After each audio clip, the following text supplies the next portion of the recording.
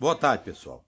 Dando continuidade aí às aulas, semana passada nós estudamos a aplicação da integral definida referente ao solo de revolução.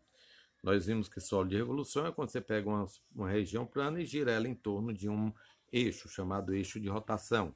E essa rotação vai me dar um sólido chamado solo de revolução, o volume desse sólido utilizando a integral. Hoje nós vamos ver.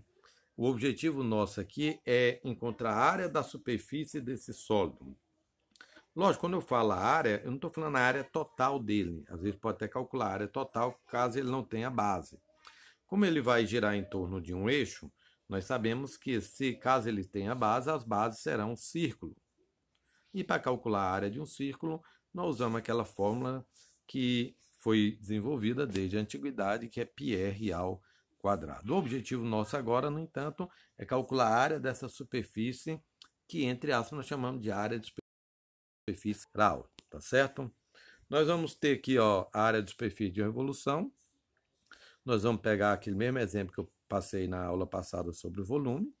Nós vamos pegar uma região plana limitada por uma curva, girar em torno de um dos eixos, seja o eixo X, eixo Y ou qualquer outro eixo, e a rotação dessa região vai me dar um sólido de revolução. Como eu falei para vocês, as bases, quando tem, elas são bases circulares. Então, calcular a área da base é simples. O objetivo nosso aqui é encontrar a área da superfície lateral. Nós vamos fazer aquele mesmo modelo. Nós vamos usar as integrais de Riemann. Nós vamos partir esse sólido em várias partições. Nós vamos usar, lógico, nós vamos usar uma curva não negativa, só para facilitar o desenvolvimento, mas depois nós vamos ver que não vai ter muita interferência. Nós vamos subdividir esse intervalo AB em n subintervalos, com A igual a x0 e o B lá igual a xn, e ali nós vamos ter n subdivisões, e nós, trabalhando com uma dessas subdivisões, nós vamos perceber que do sólido de revolução estudado, que tem forma pré-estabelecida, o que mais adequa, que mais aproxima desse sólido é justamente o tronco de um cone. Tá entendendo? Se você for pegar todos eles, você vê que ele aproxima sempre de um tronco de um cone. Então nós vamos fazer essa aproximação através do tronco de um cone. Então, para voltar lá na fórmula da área lateral de um tronco de cone, nós aí, que a área diz que é o quê? É o π vezes R, né, que é o R da base menor, vezes o R mais o R da base maior, vezes G, que G vai ser essa geratriz.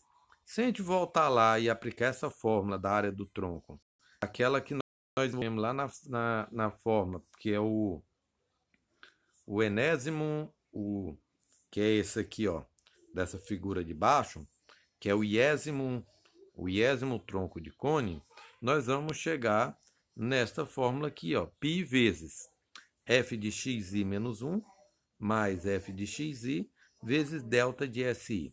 O que é esse, gente? É justamente esse, que é a geratriz. O f de xi menos 1 é o rzinho, e o f de xi é o rzão, tá certo? O r da área maior. Para descobrir a geratriz, desde lá do tronco, nós vamos ter uma fórmulazinha interessante, que a geratriz, nós vamos formar um triângulo retângulo, pegando a geratriz, a hipotenusa vai ser a geratriz, um dos catetos vai ser o H, a altura, e o outro vai ser a diferença dos raios, Rzão menos Rzinho. Então, a geratriz vai ser igual a quê? G é igual a raiz quadrada de H ao quadrado mais o teorema de Pitágoras. Aqui o delta de SI vai ser o quê? Vai ser o xi menos 1, que aí vai ser o nosso H ao quadrado, mais f de xi menos f de xi menos 1 ao quadrado. Esse f de xi e f de xi menos 1 vai ser o raio menor e o raio maior. Tá certo? Para chegar na fórmula da integração definida, nós vamos usar dois teoremas aqui. Um teorema do valor intermediário, o f de ci, é igual a f de xi menos 1 mais f de xi sobre 2. Esse aqui é o teorema do valor intermediário. E o teorema do valor médio, que o f de di é igual a f de xi menos f de xi menos 1 sobre xi menos 1. Lembrando sempre que esses valores ci e di são valores que pertencem ao intervalo f de xi menos 1 até f de xi. Esses dois teoremas, nós vamos chegar na simplificação das formas. Por exemplo, naquela parte que tem lá de AI igual a π vezes f de xi menos 1 mais f de xi vezes delta de si, aquela parte está entre parênteses, f de xi menos 1 mais f de xi vai ser igual a 2f de ci. Isso daqui vem justamente do teorema do valor intermediário.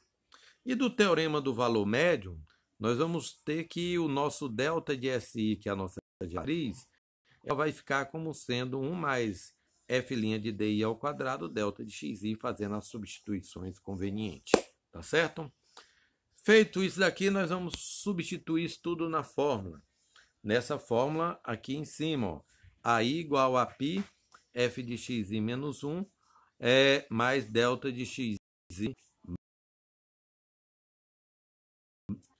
Então, fazendo as substituições adequadas, nós vamos ter que AI é igual a 2π, f de ci, raiz de 1 mais f de di ao quadrado, delta de xi.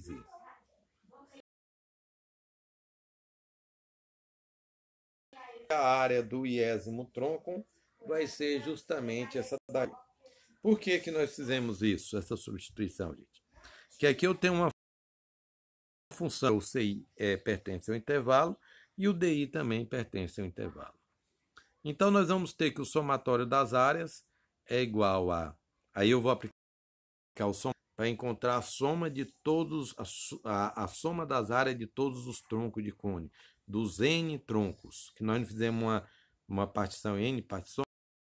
Então, vai ser 2π de igual a 1 a N, f de ci, raiz quadrada de 1 mais f' de delta i ao quadrado, delta de xi.